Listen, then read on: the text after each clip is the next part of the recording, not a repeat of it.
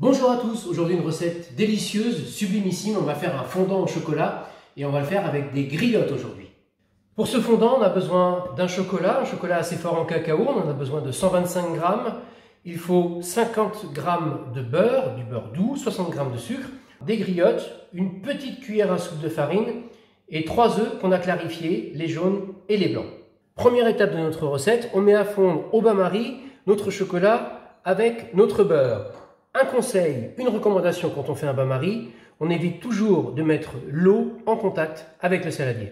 Poursuivons en blanchissant nos jaunes avec notre sucre. Un conseil, dès l'instant où vous avez des jaunes qui sont en contact avec le sucre, il faut les mélanger très vite, sinon vous avez des petits grumeaux qui se forment. Donc là on a mis nos jaunes, nos sucres et on blanchit. Ajoutons maintenant la farine. Le chocolat qu'on a donc fait fondre au bain-marie avec le beurre. Et on termine avec nos blancs qu'on a montés en neige. Nos ramequins sont prêts, on a des jolis ramequins en terre. Pour réussir le démoulage, il faut les beurrer au préalable. J'ai mis quelques noix de beurre doux à température ambiante le temps que je prépare mon appareil. Et maintenant, je vais pouvoir graisser à la main mes petits ramequins avant de les fariner ensuite.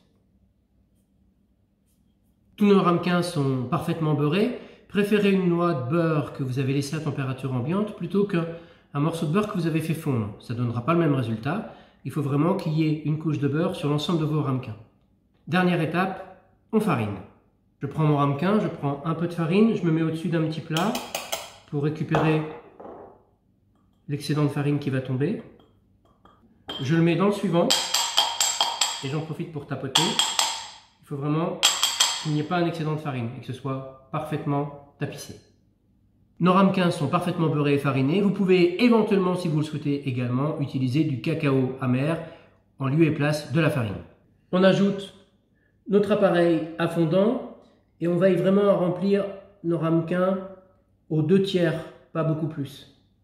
On a rempli notre appareil à fondant, on a gardé au moins un petit centimètre qui déborde et on termine en rajoutant quelques griottes. Nos fondants sont prêts, reste à les cuire, four très chaud, 210 degrés, pendant 8 minutes.